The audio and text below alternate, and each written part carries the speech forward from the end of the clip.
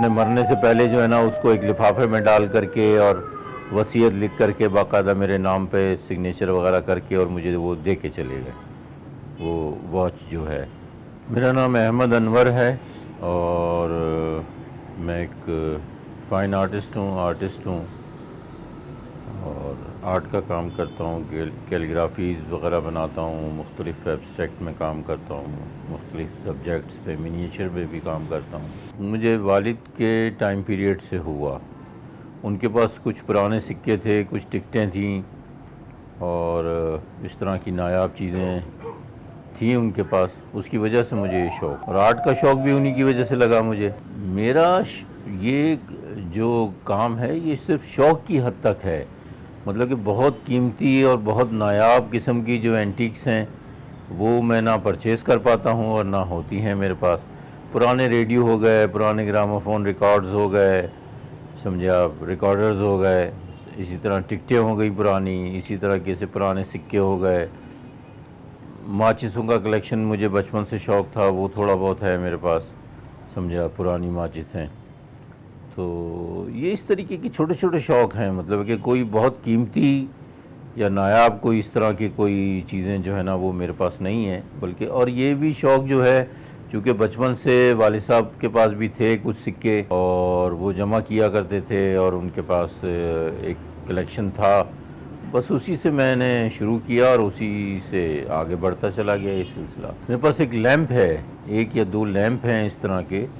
کہ جو واقعی بہت نایاب ہیں۔ کی خاصیت یہ ہے کہ وہ جو لیمپ ہیں وہ ہوتے تو ریلوے میں استعمال تھے، سگنل کے طور پہ استعمال کیا کرتے تھے ان کو، انہی لیمپس کے اوپر جو ہے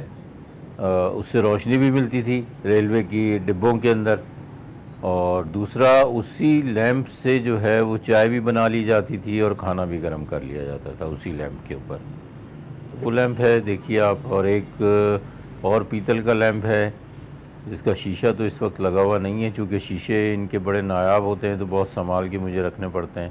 وہ میں آپ کو دکھا دیتا ہوں۔ اس میں ڈبل بتی کا وہ ہے سسٹم کہ عام طور پہ جو لیمپ ہوتے ہیں ٹیبل لیمپ، اس کے اندر ایک بتی ہوتی ہے، اس میں دو بتیاں لگی ہوئی ہیں، تو وہ تیز روشنی کی لیے لگی ہوئی ہیں۔ نہیں، ان چیزوں کو تو میں پاکستان سے باہر کبھی نہیں لے کے گیا، اس لیے کہ بہت ساری ریسٹرکشنز ہیں ہمارے یہاں، پابندیاں اتنی زیادہ ہیں کہ جس کی کوئی انتہا نہیں ہے۔ فلاں سے اجازت لو، فلاں سے اجازت لو، اور ڈکلیریشن کرواؤ اس کا، فلاں کرواؤ، تو وہ تو ایک امپاسبل بات ہے۔ البتہ مختلف اسکولز کے اندر میں نے کچھ جگہوں پہ میں لے کے گیا ہوں ان کو، سکوں کو، اور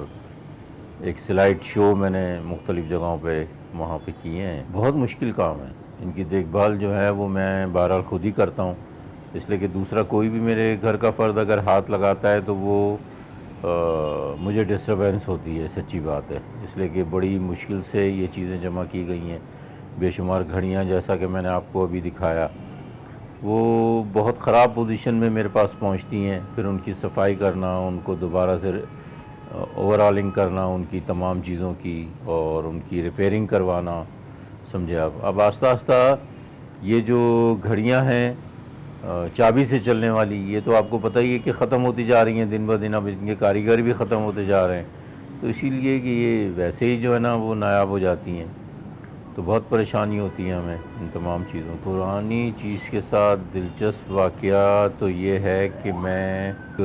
ریسٹ واچ ہے میرے پاس جس کے اندر پوری وہ لکھی ہوئی ہے، آیت الکرسی لکھی ہوئی ہے پوری، اور بہت نایاب قسم کی وہ واچ ہے، اور میری فیملی کے اندر سے وہ مجھے ملی،